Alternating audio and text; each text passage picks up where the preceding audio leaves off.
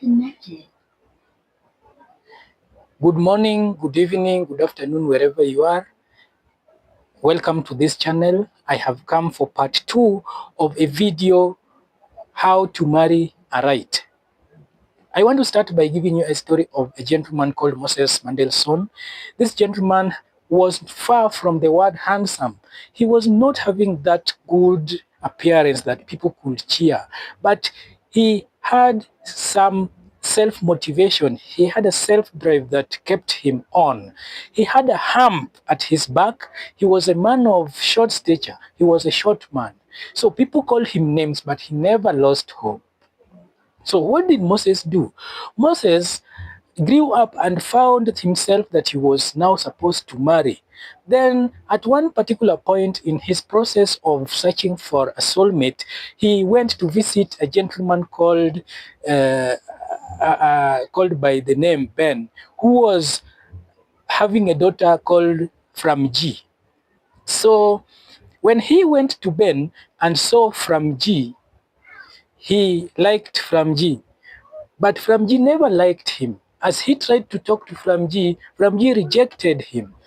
But he never lost hope. He went downstairs and went back to his house. But again, with the self-motivating factor that he had, he went back to Framji's place. Then asked Framji, "Do you think that marriages are made in heaven?" Then Framji said yes. But Moses replied, "Any time I always think and I always know that when I was born, God appointed a wife for me." So Framji said, "It is okay." But she never accepted immediately. She never accepted whatever this gentleman was trying to drive home. Then Framji asked him, "Then what about other people?" Then Moses replied, "Whenever a boy is born, God appoints a mate, a wife for that boy. And in my case, he appointed someone, and the Lord told me," that is now Moses talking, "he appointed someone, but this someone, he told me that this someone is a woman with a hump." Then Moses replied to God, "Oh God, let the wife not have a hump. Give me the hump, but let the wife be a beautiful wife." Remember, this conversation was sometimes between God and Moses, but now he is explaining it to Framji in presence of her there. Then Framji looked at Moses right in his eyes with tears rolling down, some kind of messages playing inside her heart, more of saying, "I sympathize with this Moses," or "I love this Moses." But the story ended shortly that Framji became a devoted wife to Moses Mendelssohn. Now, the story was long, but I've cut it short. Let me tell you, you young men or old men who have not yet married, our dear God is so merciful. Our God is so merciful that he can never abandon anybody. So I want to discuss with you certain areas. I am Michael Odhiambo. Welcome again to this channel. The story was just a warm-up so that we can start what we want to do. I was in courtship for 5 years. The 6th year, I realized I could not marry the lady whom I intended to marry. From the year that I started dating this lady, I had ever built up a momentum that at one point in time I shall marry this lady. But on the 6th year after I had done my campus education, I realized that the lady had departed to somewhere else and I could not marry her. Then I became disappointed at some point. I became emaciated. I realized that life surely is not the way I think it should be. But most of you could be in the same position. You are a lady, you've dated, you've been courtship, but you realize that the man is meandering, going sideways, never to be straight with you. Or you are a man trying to build up his life and you have realized that you should marry, but the lady you have in place is playing around with you. What do you do when you reach that situation? Because in most cases, life never gives you things on a silver platter. You have to fight for them. So I found myself in this situation and I realized that I need to mentor people on this area because later on I married nicely and I have my family with me. So when I was on the 6th year ready to marry this lady, I had called my bishop or my pastor to combine prayers together with me so that I be able to marry this lady. But I never managed to marry this lady because it has never been planned by God that I should marry this lady. So what did I do? So at some point you find yourself in a situation whereby in life you need to have the following areas that I want to discuss with you. So my discussion is going to be based in reference to whatever happens in this book, the Amplified Version. The Amplified Version. This book called the Bible has got a lot of details that we want to discuss, and I hope we are going to be at par when things shall have been corrected. So when you find yourself in in such a situation, number one, retreat. Take a pause. Think, rethink your life. See what is there in life that you need to do in before all these things. So don't worry, there's some disturbance here and there. But I want to discuss with you the following. First, retreat. Rethink your life. Because there are a lot of things that you can do in life. So take a pause. Because you might have been disappointed towards committing suicide. But remember, you have a life to live. Some people also wish that they could be in your life. They could be the one holding the position you have in life. So retreat. Remember, a lot of activities need to be done by you. Number two, redefine yourself. How do you redefine yourself? You sit down, see what are the things that you are not doing that you need to do right now. So when you redefine yourself, you write down your goals, you write down all those activities that you need to do to change your life. You try to forget whatever things that have happened to you in the process. So you redefine your life because whatever is not defined, you cannot refine it. So if you want to refine your uh, marriage process, you define it first. So you define it. I did that by taking a paper and a pen and wrote down the qualities of a woman that I wanted. And up to now, my wife knows that these qualities are still there in my book. And so what we have to do, what you have to do, so what you do in most cases, you will have to try to imagine that people need to love you, but do you really love yourself? For example, when I wanted to marry I wanted really I had sat down to redefine my life. I wrote that I needed a faithful woman. So when I wanted a faithful woman, I had to be faithful myself.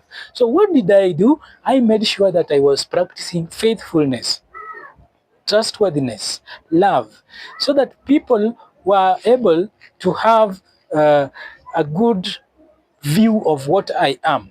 Because in life, you attract what you are. So I made sure that after I had done all this, I had to attract some sorts or kinds of ladies who are at least falling under the categories of qualities I wanted.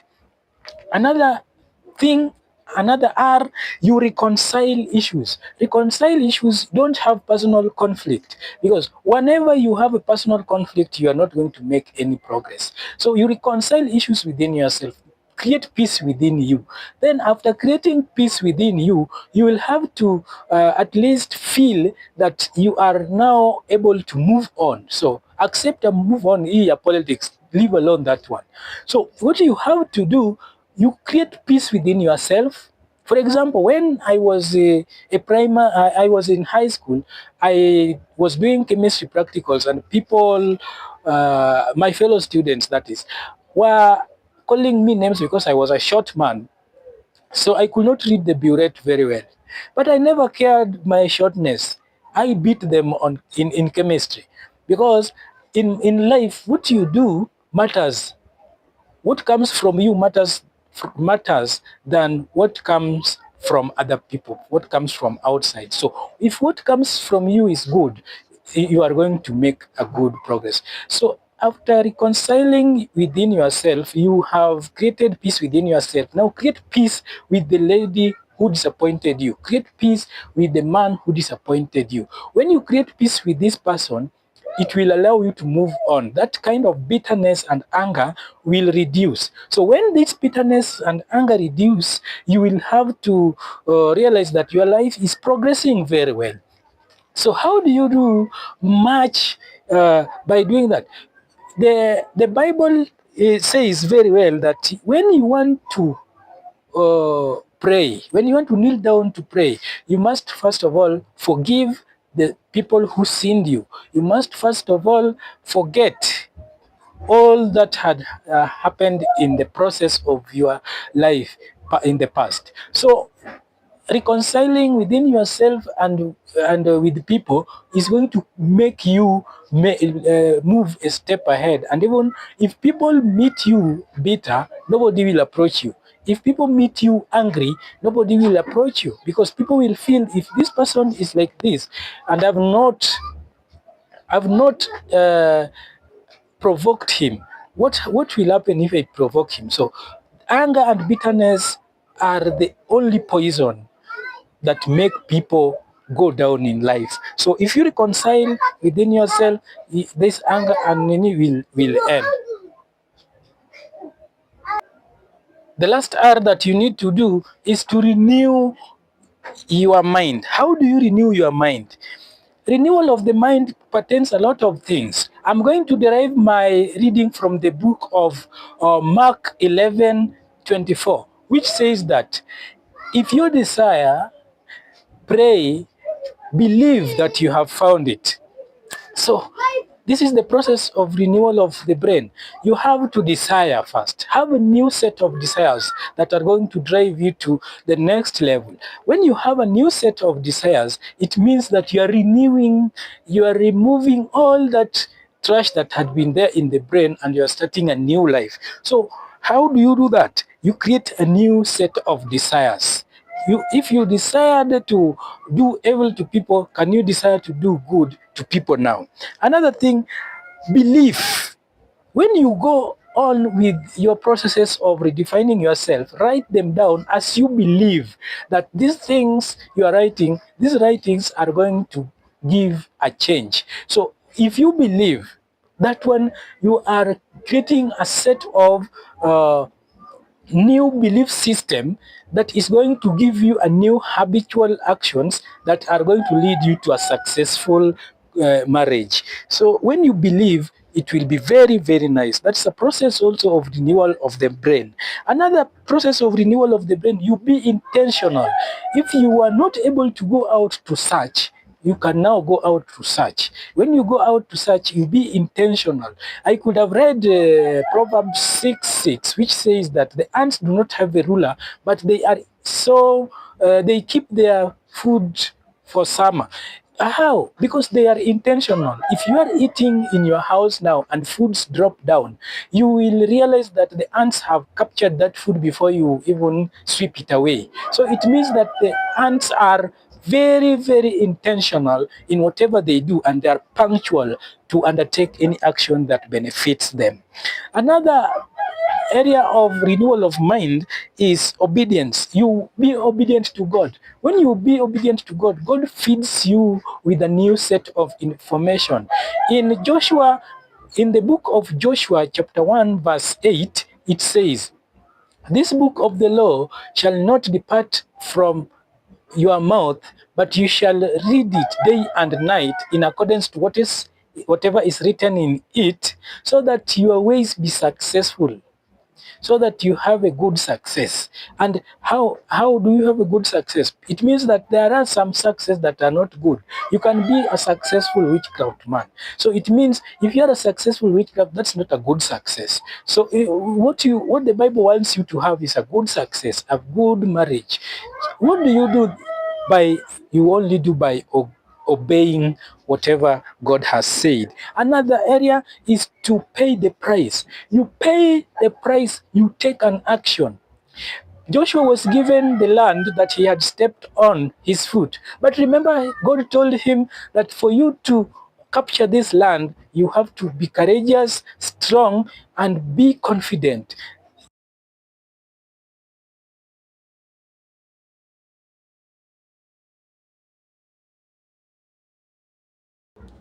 So that you have a good success. How do you have that good success? Only by becoming strong. You fight for it. You, if you have met the word strong, it means you are fighting for something. If you have met the word that is talking about courageous and talking about confident, it means you are fighting for something. So you must go, because you cannot date when you are just in your house. You go out to talk to people, you go to see, you attend seminars, you attend meetings, you talk to people, so that through that you gather courage, you gather confidence, so at one particular point you'll meet the person you want. So after doing all this, you'll realize that in life a lot of things have to happen. I had passed through this process. So I'm telling you the strategy that I used to make sure that me as Michael has managed to excel. So after doing all that, plan and marry. So if you plan and marry, invite me. I will attend that marriage. So thank you very much for listening to me.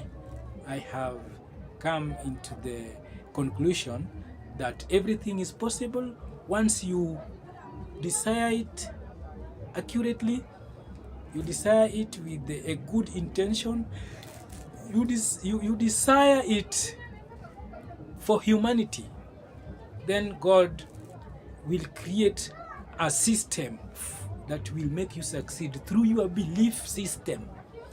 And when you believe, you don't worry. When you don't worry, God has a way to help those who don't worry. God finds it difficult for people who worry and who question a lot about Him. So you don't worry. Just have faith. Don't fear anything. Let nobody cheat you that there are no soulmates in the world. I am a gentleman who passed through this process, and I realized that you can marry the person that looks like you. That's why people who have lived for some time, you look at their faces and they seem to be looking alike, because you attract what you are. Then that is that another part is biology. Biology is part that deals with chromosomes of the sperms, which I don't want to talk about. So plan and marry, it will be a successful marriage. And I believe if it becomes successful marriage, then my mentorship program that is here to light candles of different people around the world shall come to pass, and I shall thank God for whatever gift He has given me. So thank you very much. Let's visit again the channel. As days go by, I will be posting some other videos. Thank you.